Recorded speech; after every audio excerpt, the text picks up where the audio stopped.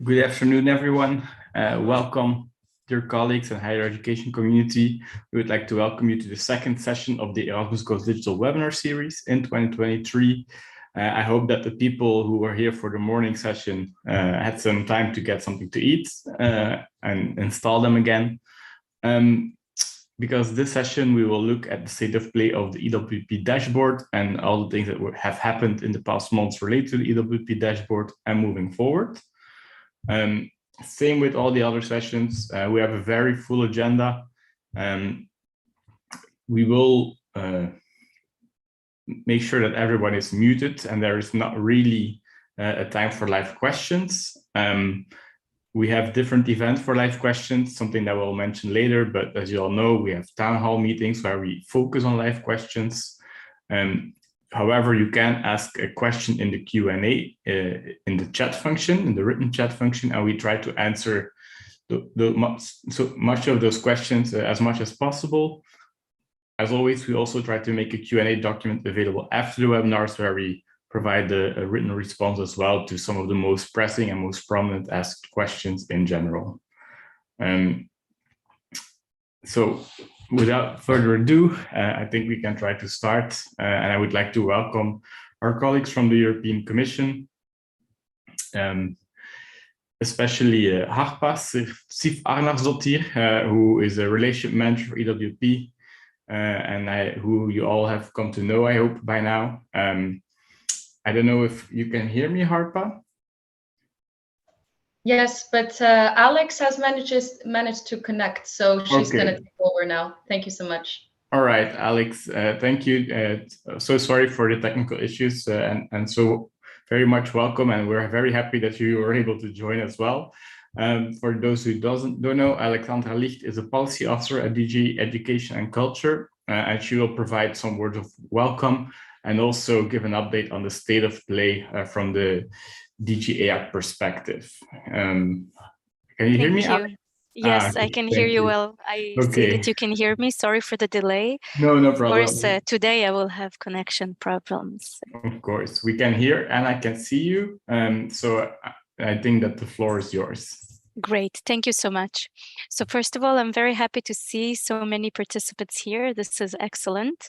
Excellent news to see so many people that continue this journey of learning and practicing. So let's start with a short update from our side, from Commission side. So I think it's first and foremost, it's important to say that thank all of you that you have been putting a lot of efforts in this project in EWP, and indeed we have nearly all targeted institutions, almost all institutions with ECHE can be found on EWP, which is excellent. When we talk globally, we have over 100,000 IAs concluded so far, which means concluded by both sides, signed by both sides. And we have over 70,000 LAs concluded for academic year 22-23, and almost 50,000 for this academic year 23-24. And this is excellent news. Of course, there is still a long way to go, but as we mentioned in previous webinars, this is a process and the change does not happen within a day. It takes time, it takes efforts, it takes resources, but already this is definitely a very good advancement, and my colleagues will further elaborate about this. So when we look at the previous years, when we look at the past year especially, we see a lot of lessons learned. And of course, most of you, I assume, in this webinar are using the dashboard, but you know that when exchanging, there are various players in this game called EWP. We have in-house systems, we have third-party providers, and each system has their own needs, their own technicalities. So this is not a simple exercise. We also see that, of course, this is resource intensive for you, IROs, and also for the IT staff. And of course, it requires governance, strict governance. This is why we have the various governance forum, the infrastructure forum where developers meet, the business process owners, we have the user groups, we have sorry, we have various forms where we gather information and try to take the best decision possible for everyone. Now, of course, it brings to the fact that we need to balance between inclusion and interoperability, because of course we know that the idea is that everyone who joins EWP and moves towards production have been thoroughly testing all the features before, but this is not always the case. So we need to balance here, okay, there are interoperability issues, but we also cannot exclude some providers. So how can we reach an agreement on that, and how can we assure that indeed we're moving towards a more rule-based network? And of course, we're not just talking about moving data from one place to another, but it's really connected to the whole process, and it's not a simple process in the context of Erasmus+. Now, we also know that there is a big potential here. We're still in the road. It's a bumpy road, but there is a big potential to make your work easier and to have resource efficiency gains. So when we look at the current program in post 2027, which might seem far, but we're already starting to work on how can we make the program more simple? How can we make the exchanges more simple? So here we acknowledge that, as I said, it takes efforts and resources. And we also see how can we use this potential of digitalization in order to simplify and to make things work better.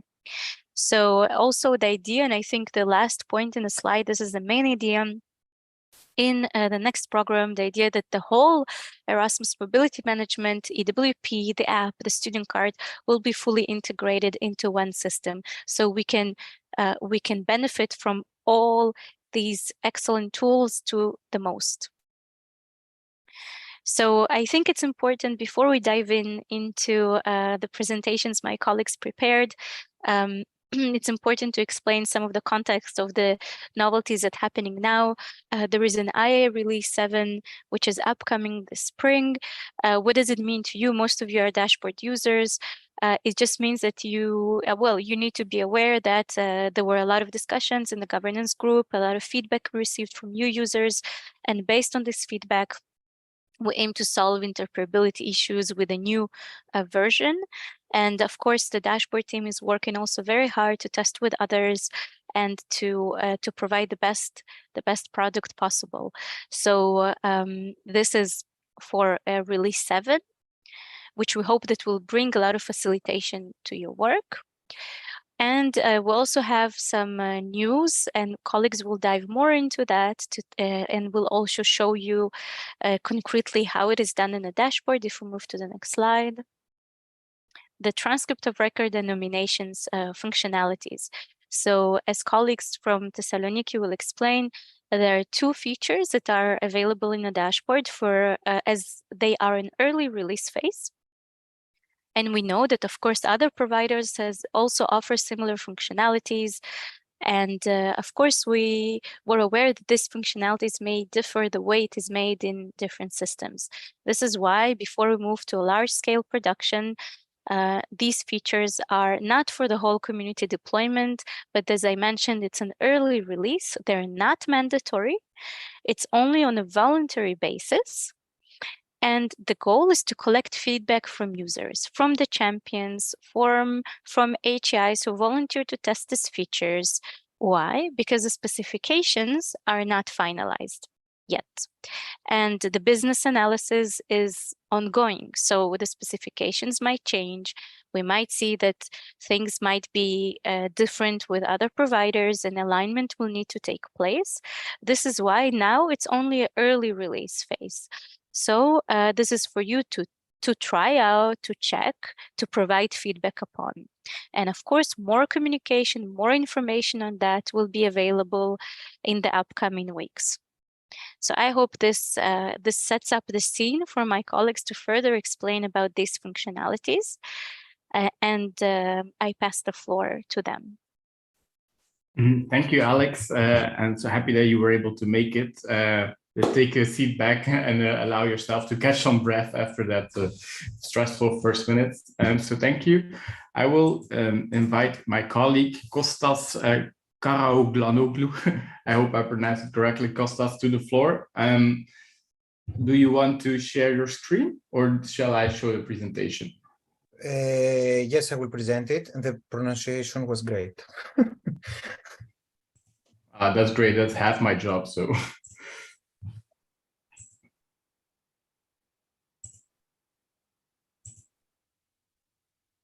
David, everything is fine, right? With the screen sharing. Yes. Okay. Hello, everyone. I'm Kostas Karaoglanoglou from the Aristotle University of Thessaloniki, the technical leader of the EWP Dashboard development team. We, as the EWP Dashboards development team, haven't had the opportunity of communicating with our users for some time now. So this webinar is a nice opportunity to reconnect and present the work that we've been doing for the months since the rollout of the enhanced EWP Dashboard services in January 2023. My presentation today is going to be short, and it is basically a recap of what we've been doing the previous months and a glimpse of what the near future holds for the EWP dashboard.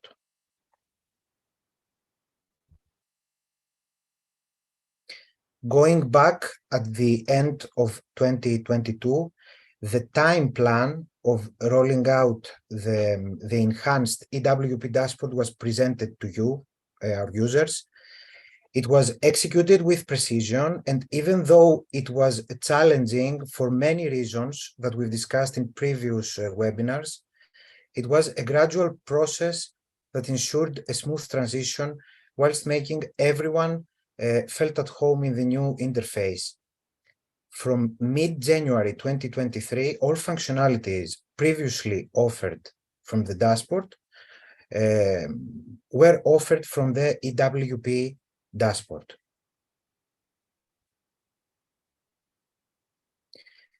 Running and maintaining the infrastructure and its components in the best possible shape for the previous months was and still is a main focus of our efforts. Ensuring that the EWP dashboard connector is functional, operational, up to date with EWP specifications, allowing you to have smooth data exchanges in the network. It is also important to note that the status of the infrastructure and its components for the past couple of months is monitored and recorded in monthly submitted to DGAC SLA reports.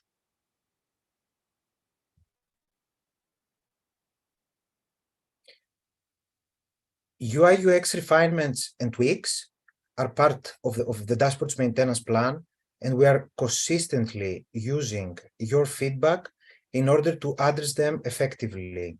For many months after the rollout back in January 2023, an online survey was active, gathering feedback from all of you about the enhanced interface.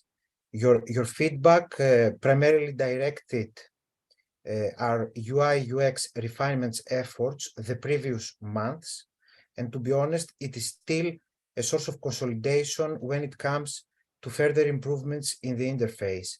And even if the survey now is closed, the service desk is always open for your suggestions and your remarks, driving further improvements if deemed necessary.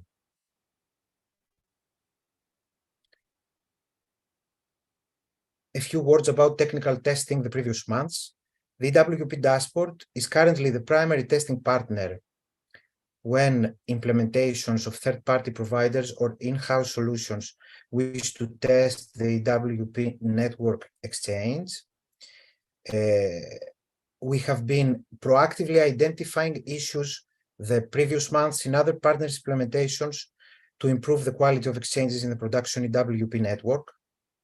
One point that I always stress in all communication channels, webinars, the infrastructure forum meeting, workshops for technical teams, is that testing is vital to maintain an adequate level of quality in exchanges in the network, to avoid problematic implementations that can impact the quality of these exchanges. Considering the EWP dashboard's magnitude in the network, we are relentlessly working in order to assure the quality of data exchanges. Apart from all the above, our development efforts in previous months concentrated in preparing for an early release of nominations and transcript of records, which is the main focus of today's webinar. The notion of early release indicates that these functionalities are not encouraged to be utilized at a large scale. Utilization of the current functionalities is meant to occur on a voluntary basis to provide first-hand user feedback that will feed into the transition towards a stable release in exchanging these datasets via the EWP. A couple of requirements that dictated the way these early release functionalities were developed: nominations in the EWP dashboard are meant to be utilized only if the institution is an EWP dashboard client for HEIs. Transcript of records in the EWP dashboard are meant to be utilized only if the institution is an EWP dashboard client for learning agreements. Institutions with their own student information system are strongly encouraged not to use the TORS functionality on the EWP dashboard. If they wish, they can connect their student information system directly to EWP to avoid duplication of work in the generation of transcript of records. The next presentation by my colleagues Theodoris and Vivi includes many more details about this early release of functionalities.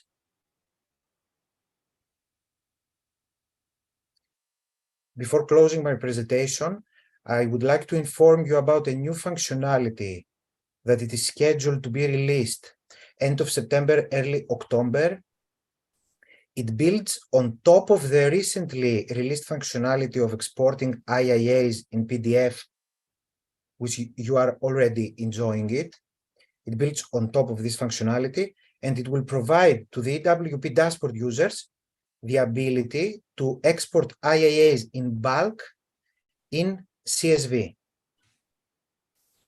And of course, all the EWP dashboard users are going to be notified before releasing this in the EWP dashboard.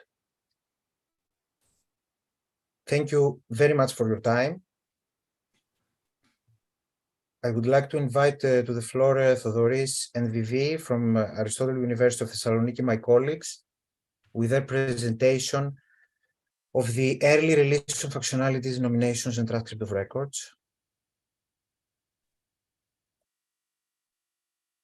Thank you, Kostas, for the introduction. 1 minute to share my screen.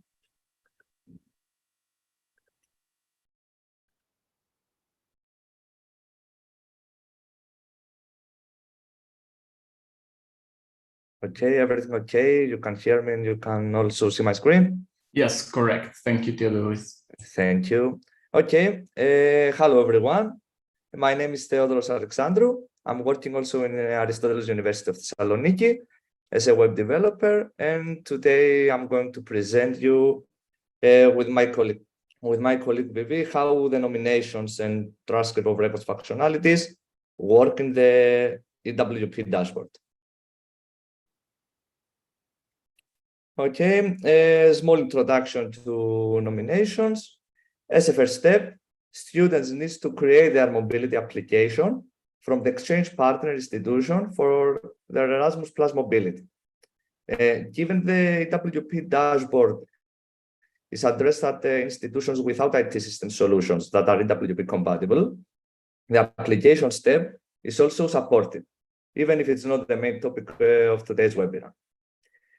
Also, students from all institutions that using EWP Dashboard are able to create their application and apply for their Erasmus Plus mobility directly through the Erasmus Plus app.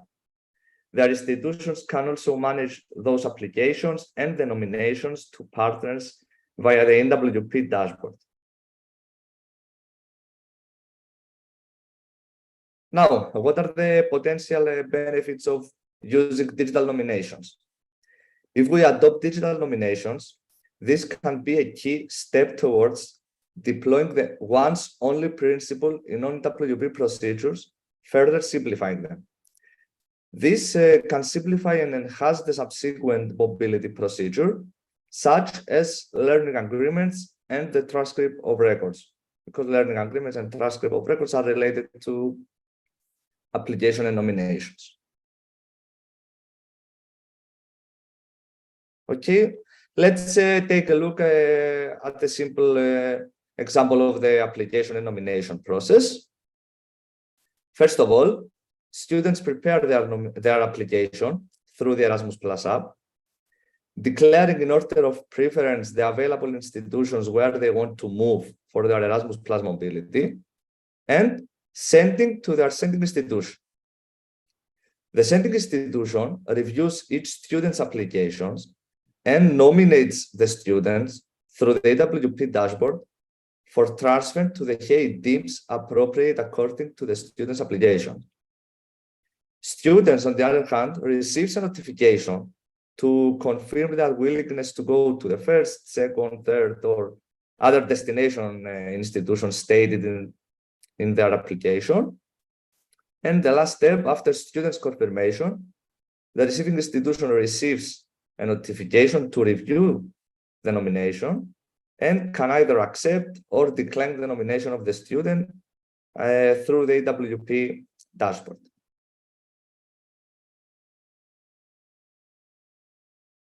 In the EWP dashboard application section, and specifically in the application settings, IROs are able to set the maximum numbers of HEIs a student can add to an application.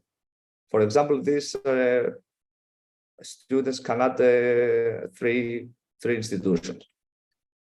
Also, they can set the application period in which students will be able to fill an application.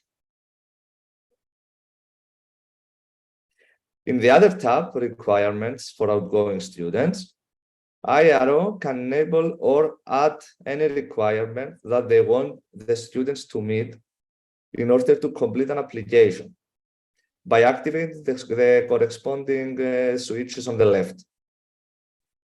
Some of the requirements, as you can see, might be the CV of the student, motivation letter, language level, or any other certificate.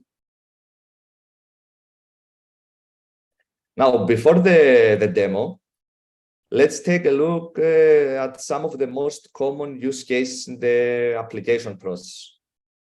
The first use case, where student nominated by the sending and the receiving institution, students create their application through the EWP to the Erasmus Plus app with a 3 destination case, for example, and submit it. The sending institution receives students' application and is able to manage it through the EWP dashboard. Also, the sending institution reviews these applications and decides to nominate the student, for example, in their first choice. Student receives a notification about their nomination and is able to accept it via the Erasmus Plus app. A notification is sent also to the receiving institution for review and approval or rejection. And receiving institution, after the student's application review, nominates the student. Students receive a notification that they have been nominated by the receiving institution and are able to start their learning agreement for their Erasmus Plus mobility. This is the best case scenario. In this slide, we have the second case where the student is nominated by the sending institution and rejected by the receiving institution. The first steps are the same with the use case 1, we explained before. Student creates their application through Erasmus Plus app, submit it with some destination case. Sending institution receives student application, review it, and nominate the student again in their first choice. Student receives a notification about that nomination and accepts it via the Erasmus Plus app. A notification is sent to the receiving institution for review and approval or rejection. But at this time, receiving institution, after the review, decide to reject the student. Student receive a different notification than before, that they have been rejected by the receiving institution, but their sending institution will nominate them for their second choice this time. Sending institution nominates the student to their second choice, and the next procedure is the same as before, with the only difference that the receiving institution is another institution. Okay, let's in practice the managing of nomination in the EWP dashboard. In this demo, we are going to see the first case we explained before from the view of the sending institution.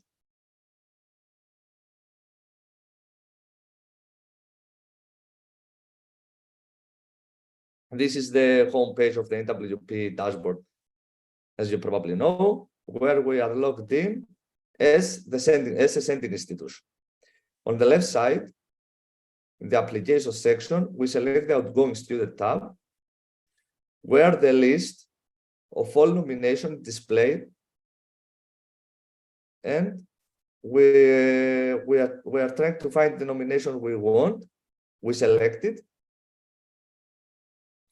and in the single view, we can see the application info with the ID of the nomination, its status, the academic year, academic term, the submission time, and also a button where we can download all the files that student attached on their application. Below the general info, we see the student details and the destination HEIs that the students have chosen their application for their Erasmus Plus mobility. In this case, we have 3 destination HEIs, to which as the sending institution, we can nominate them in the order we deem appropriate. We have the nominate buttons for all the institutions. You can see the required documents, the ECTS study fields, and other requirements. And of course, we have the options for reject the nomination and delete it. In the other tab documents, we can see the files that the student has attached. For example, here we have the language level, and with the button view PDF, we can open it and review it. But let's go back to the single view of the nomination to nominate the student in his first choice. We click the nominate button. A pop-up window appears with a warning message that we are about to nominate the student application. We click nominate button again, and a success message appears that the student has been nominated successfully.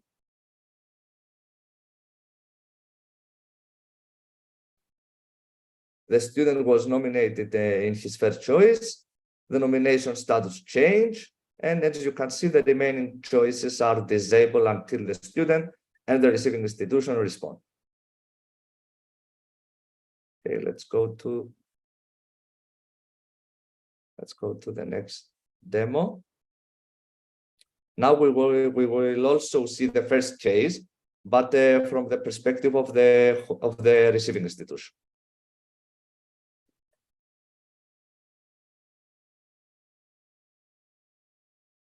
Then you can see this is again the homepage of the EWP dashboard, but now we are logged in as the receiving institution. So on the left side, we have to go to the incoming students tab, where also all the list of nominations displayed for the incoming student.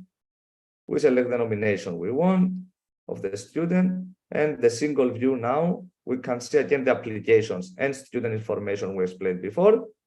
with the only difference that now we can see only the student sending institution, the home HEI.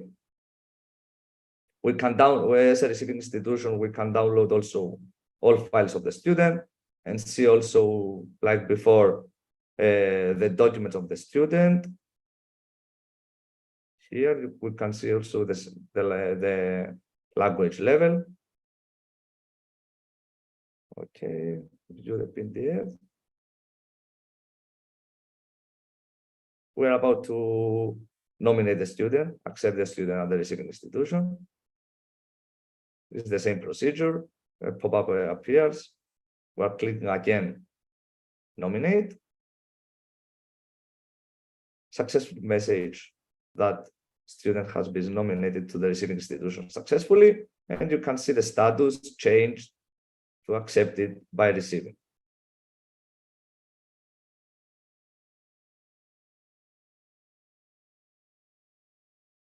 And in the last demo, we are going to see the second use case we explained before from the view of the sending and the receiving institution. This time, as a receiving institution, we are going to reject student nomination.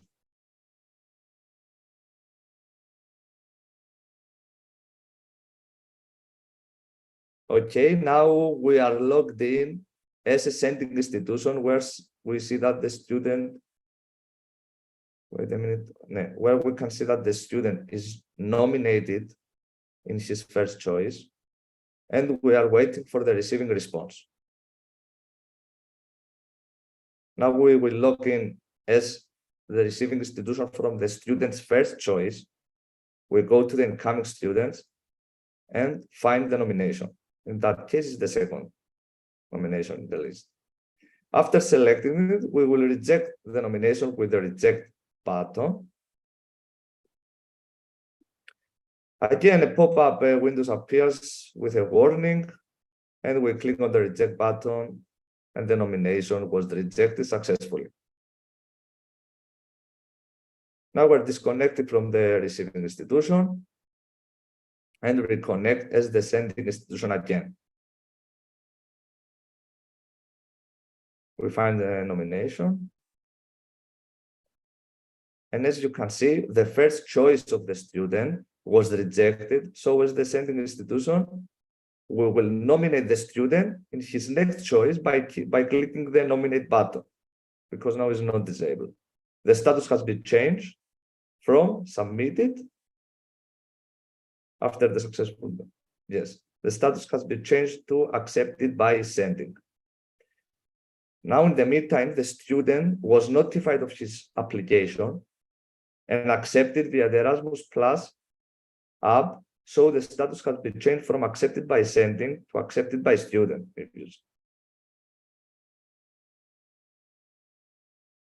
This is a procedure in the Erasmus Plus app. Okay, now we are gonna log in as a receiving institution of student's second choice this time, and we will accept the nomination. In the incoming, this is the second choice of the student, the receiving institution. We can see the same documents, and we're going to nominate the student. We're clicking the same button, nominate. And the status has been changed to accepted by receiving. And as you can see now, you will see on the sending side, again,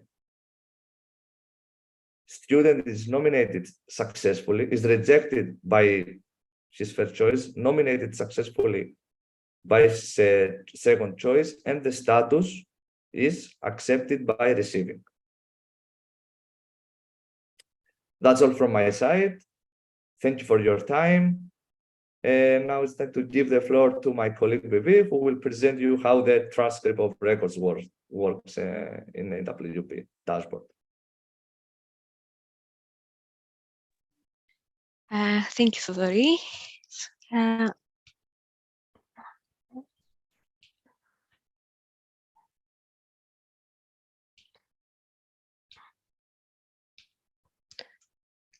Can you see the screen now? Yes, we can see the screen. Thank you, Vivi. Thank you. And okay, hello, my name is Paraskevi Papageorgiou, and I will present to you the transcript of records in the EWP dashboard. Transcript of records serves as a pivotal document following the completion of an academic mobility period abroad. It formally attests to a students' academic accomplishments along with their corresponding grades, making it an indispensable component for a successful recognition process. The introduction of online management streamlines the entire process related to student mobility documentation. This advancement marks a significant stride towards effectively monitoring the recognition of ECTS earned abroad. Please note that the TOR functionality is currently in its early release phase and has not been deployed on a wide scale yet. So let's see some of the benefits of digital transcript of records. Firstly, reliability, as they are received directly from the issuing university, ensuring the integrity of the contained data. Secondly, speed. They are immediately accessible once generated at the receiving higher education institution. Additionally, convenience. The integration of data directly into the student information system eliminates the need for manual data entry or reliance on students as intermediaries. Let's see the components of a transcript of record. A transcript of record encompasses crucial elements. These include the start and end dates of the student's tenure at the receiving institution. Additionally, it comprises the components specific to the receiving institution, which is the table C, and the courses recognized at the sending institution, table D. When to utilize TORs on a voluntary basis? Transcript of records are best employed under specific circumstances. This includes when the learning agreement's status in the EWP dashboard is marked as either signed by student sending receiving or changes signed by student sending receiving. Practically, TORs are utilized when a student has successfully completed their studies. Let's see the automatic computation of TORs. The calculation of TORs is a systematic process. The transcript of records at the receiving institution, which is the table C, is derived from the learning agreement table A, complemented by any subsequent changes in table A2. Similarly, the recognition at the sending institution, table D, is calculated using the learning agreement in table B, along with any subsequent changes in table B2. The user interface of the EWP dashboard provides a range of functionalities. Users can either view, add, edit, or delete components outlined in the online learning agreement, irrespective of whether they are affiliated with the sending or receiving institution. In the second part of the presentation, we will show you the functionality of transcript of records as implemented in the EWP dashboard. The scenario you will follow concerns two universities where the sending institution is in Belgium and the receiving institution is in Luxembourg. First, let's see how the transcript of records are created for the first time from the receiving side. When we log into the EWP dashboard from the side menu, we select OLA and incoming students. From the list of agreements, we open with our user one that is in status changes signed by students sending receiving. Then we click on the TOR tab. At first it is empty, so we press to create the create button to create it, as we see. And once completed, we see that a table appears with the components of table A and A2, as we saw in the video. And accordingly, the TOR is created at the sending institution with the elements of tables B and B2, as we mentioned before. We proceed with how we create a new component in the transcript of records in EWP dashboard from the receiving institution side. We're inside the agreement we saw before, and we press the add new component button and fill in all the necessary details. and press submit. The necessary details are marked with the star. And if the submission is successful and all the necessary fields have been completed correctly, a toast message appears at the bottom left as we saw right now. Next, we will see how we can edit a component and next we will see also how we can edit the mobility period. So let's see, first, we are here, we select the button with this pencil for one of the lines that we want to edit and fill in the form again. And we successfully edited the component as the message tells us. So next, we can also see how we can change the mobility start and end date fields with this button here, update tour mobility date. And we click update after we select the dates, and we successfully updated the transcript of record. Then let's see the deletion of a component. We select the line we want to delete and press the delete button.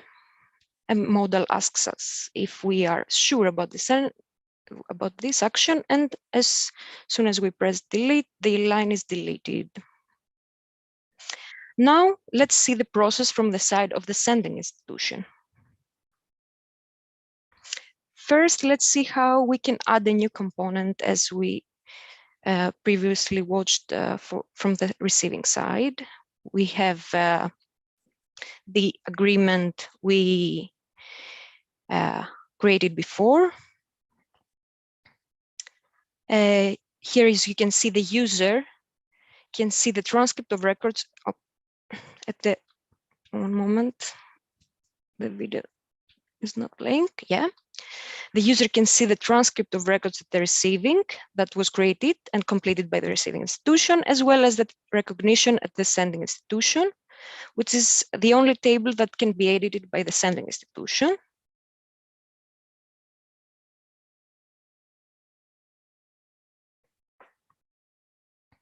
Here we add information into the fields, and we will now submit it. And we successfully created a component. Then we will see how we can edit a component from the sending institution, which is similar as we saw before from the receiving side. We add the grade here, and we successfully edited our component. Finally, the user can also delete a component from the table. We select the last row, delete component. Are you sure? Yes, delete. So we successfully deleted component. Let's see some of the key remarks from this presentation. Tours in the EWP dashboard are designed for voluntary use, but it's important to note that the functionality is only available if the higher education institutions are also utilizing the learning agreements feature within the EWP dashboard. HEIs with the independent student information system are strongly advised against utilizing this functionality on the EWP dashboard. Instead, they have the option to establish a direct connection between their HEIs and EWP. This helps in avoiding redundancy in the tour generation process. It's crucial to be aware that tours are currently in their early release phase. Ongoing efforts and development on business requirements may result in changes to the specification. It's recommended to stay updated with the latest information and specification regarding tours. Thank you very much for your time.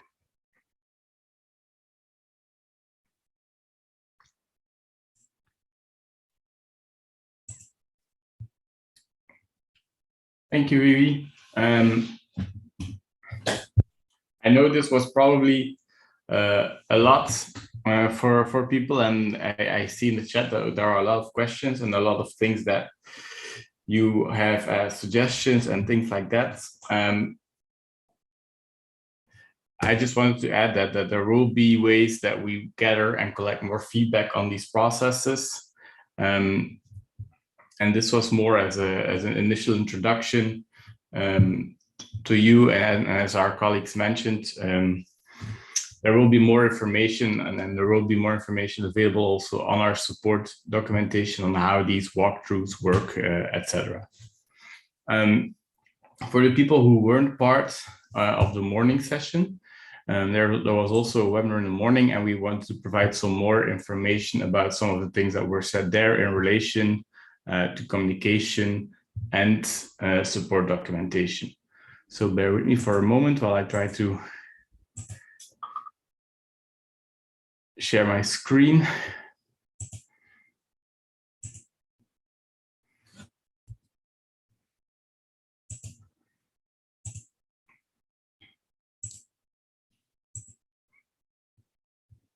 And I think that we are going to start with an update from morning webinars from the relationship managers. And for that, I invite my colleague Harpa again to the floor. And I see that you're already ready, Harpa.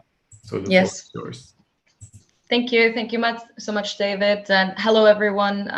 Perhaps I'm saying hello to some of you for the second time today, but to the other ones, I say hello for the first time. And to all of you, I say thank you for joining. Always much appreciated that you join these webinars and follow the latest that's happening in EWP. I already gave a presentation this morning with some in-depth information about the work that the relationship managers are doing. There are 3 of us who are relationship managers, myself, who is based in DG EAC, and then I have 2 colleagues that I work with on a daily basis, Monica and Malgorzata, who are based at the University of Warsaw. I'm just going to do a very quick recap now of the main points that I mentioned this morning. If you were not there this morning but would want to learn a bit more, then you can go to the recording of the earlier webinar and find the full presentation there. But if we go to the main points that I presented this morning, David, if you could, thank you so much. The main messages that I was touching upon this morning were about the EWP user groups. I did give a bit of a background and a reminder about these user groups, that they are a fundamental part of the EWP governance. The purpose of the user groups is to be able to be in more direct contact and in a direct dialogue with the EWP users across Europe. We already have some 2,000 users in the user groups, but they are still growing and we still want to see them become more active. So my first main message to everyone listening today is to really invite you and encourage you to become part of the EWP user groups, because this is really a platform where you can have your say in how things are working and how things should develop for the future. And you, as the EWP users in the user groups, and I apologize, there's a bit of an ambulance outside right now, but I hope you can still hear me. One of the first ways that you are already having a concrete impact on the work in EWP is the production of 2 comprehensive new user guides that we will publish in the coming days. One is focused on managing learning agreements in EWP, and the other one is focused on managing interinstitutional agreements in EWP. So this was a need that was very strongly flagged by the community, that you really need one place to find all of the key information about the processes, the data entries, the requirements, both from EWP, but as well as Erasmus+, in one place. And also that you needed a common reference document to help you navigate frequently asked questions and some specific scenarios that you encounter when using EWP together with your partners, so that we hope that we can, through this guide, build a more shared and clear understanding within the community, regardless of what system you use, on how the exchanges should function in EWP. So just also to mention that these user group guides, they were not just put on the agenda by the user groups, but they were also co-created by the user groups.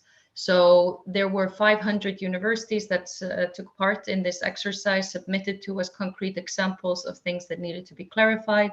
And we hope that we have managed to address at least the most frequent things, if not all of the things that you have encountered through these user guides. This is just the first step, of course. We will continue to work actively with the user groups. The next big project that we're focusing on is a consultation about the nominations and the transcript of records.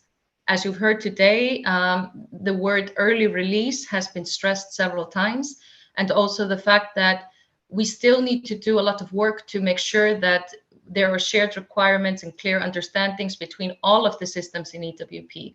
So we still need to define the requirements, we still need to reflect on the processes, and then properly document this and move ahead with the testing process. So this is where we are today to do this reflection with you on the nominations and the transcript of records.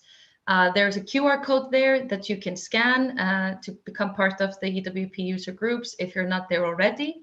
If you're already a member, you will hopefully have seen that we have opened up these new consultation channels. And I encourage you to get involved in this discussion. I am myself there following it very closely, very interesting discussions and feedback being shared. This will continue throughout at least the end of October, where we will also post more concrete questions in the coming days and weeks, and some short surveys in the coming days and weeks. So please get involved, also brainstorm with your peers on these processes. I think this is excellent because it's difficult for us to come up with the solutions by ourselves, so to say. Really, the magic happens when you are reflecting on the processes together with other universities. This is really where we can see some new great ideas being born in the community. So thank you so very much for listening, and I hope to see you in the consultation channels in the coming days. Thank you. Thank you, Harpa. And I'm also going to provide a bit of a communication update or something specifically, two specific aspects towards communication. Again, if you did not join the morning webinar, there is a more general update on communication, an overview of the channels that we use and some of the other things that we've been doing. Again, general statement is that for most information, for the main gateway for all information regarding EWP, it is the ESCI portal, where you will find information on all our different events and activities, on things like, for example, the user groups. There is a dedicated page. There will be, I'm not 100% sure, a dedicated page on the user groups on the ESCI portal, which explains what the user group are, where you can join them, how you can sign up for the platform that is used, etc. So it takes you through all the different steps. So in general, if you're looking for information or news updates, you can go to the ESCI portal. One of the new things that we've been working on from a communication perspective is an EWP newsletter. Because a lot of people asked, there are a lot of different ways that different places where there is news, or we would like to get more regular updates of what's happening in the EWP project and on the different EWP building blocks. So the idea is that we will be working on a bi-monthly newsletter. Bi-monthly in this context means every 2 months, not twice a month. But how will it work? There is a registration page where you can sign up for the EWP newsletter. That's either via the link below or the QR code. Once you've registered for the newsletter, you will get the newsletter in your inbox, email inbox, without having to do anything additionally. And you will receive it every two months. With updates on all different EWP building blocks and also invitations to EWP events if there are any, like for example the webinars or future town hall sessions, etc. We will release a first newsletter separate from this registration because we will use this first newsletter also as an invitation to register for future newsletters. The article, in the newsletter will be an article explaining a little bit more about the newsletter and also providing the link and the information to sign up for future newsletters, and will also serve as a show and tell of what the newsletter will look like, because it will already include news articles about things that happened in the past month, and etc. So this will serve as an example to see if this is something that interests you for future use. How we will do this? We will do this via regular channels, similarly to how you were informed about this webinar. So there will be a news article and a page on the ESCI portal. We will make available the newsletter via our social media channels, and we will try to spread it via, for example, the user groups or with the support of the digital officers. So this is something we're very excited on and we're working on, and that was very highly requested. So we will hope that this will serve as a way that we can stay closer in touch with the community and the end users and provide all the information on a more regular basis and an easier format for you to find the information. Some updates on communication, what's coming in the remainder of 2023. The first thing is that we will be at the European Association for International Education Conference in Rotterdam, taking place from the 26th to the 29th of September. You will see that we will take part in 2 sessions, and there will also be a mini session at the exhibition stand of the European Commission. So if you are there, or if you have colleagues that are going there, come and meet us and come to talk to us, or urge them to join the sessions and learn a bit more about what we're doing. We will also have another webinar and another town hall this year. As you can see, the tentative schedule, as I explained before, town halls are really a webinar without an agenda. It's just an open floor Q&A format where instead of having to tiring yourself by typing questions, you can tire your voice and ask the questions directly, so that we can try to interact more direct and address questions, ideas, grievances, etc. in a more open floor. And this was something that people evaluate as very successful, as we started with these town halls last year as part of the interoperability action plan, and it's something that we're now going to continue to do. We will also have a webinar that will focus more on implementing EWP, doing it the right way, which means that we will have some showcases or some tips and tricks or some real life cases of other colleagues working on EWP and how they did it, and also present some other support material or things that we've been working on that help you get started with EWP or try to avoid some of the pitfalls or things that colleagues have done before. That was it from my side. Because we saw a lot of questions regarding people had a lot of suggestions in the Q&A regarding the nominations and transcript of records. I would like to invite my colleague Kostas to the floor for a brief moment. Kostas, given that so many people have ideas, is there a way that we can collect them or that they can provide feedback to some of the functionalities that were shown today? Yes, thanks, David. I was in the chat answering questions. I've seen some remarks about usability, labeling of certain buttons and stuff like that. Of course, we're gathering all this. Our communication channels are still open. Training material for this, it is available in the Confluence already for nominations and transcript of records to accommodate this early release. And of course, the service desk is the go-to destination for every suggestion or remark of our users. Okay, thank you, Kostas. Sorry, can I add something? Yes, of course, Alexandra, always happy. Yes, so actually one of our suggestions, so a part of the help desk, EAC will also share a link to an EU survey where you can also send your feedback. So this survey we're working on it, and it will be shared through the communication channels in the upcoming weeks. Okay, perfect. Thank you for that, Alex.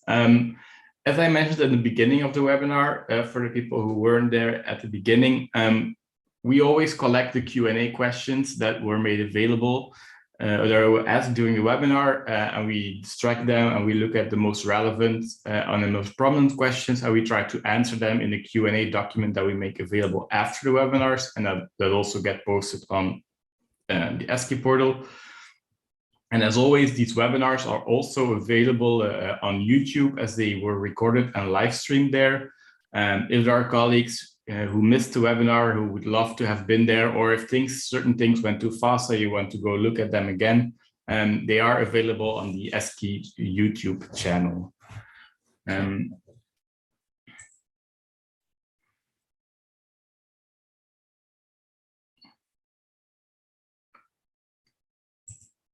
So thank you for your time today. I hope that you are as excited about the future as we are. I think that the colleagues from the Thessaloniki team and Kostas presented some of the functionalities or some features that have been highly requested and that people have been asking for a long time. There is much more to come, as everyone is working very hard to make these things as user-friendly as possible and to really listen to the feedback from the community. So we'll keep you updated, we'll keep you posted. And as I mentioned, the new newsletter will be one of the predominantly the easiest way to stay in touch and stay informed about everything that's happening. And we will also make more information available about the newsletter in the weeks to come. So thank you for your time. Thank you for your questions. And let's see each other again really soon. Thank you, everyone, and enjoy the rest of your day. Goodbye.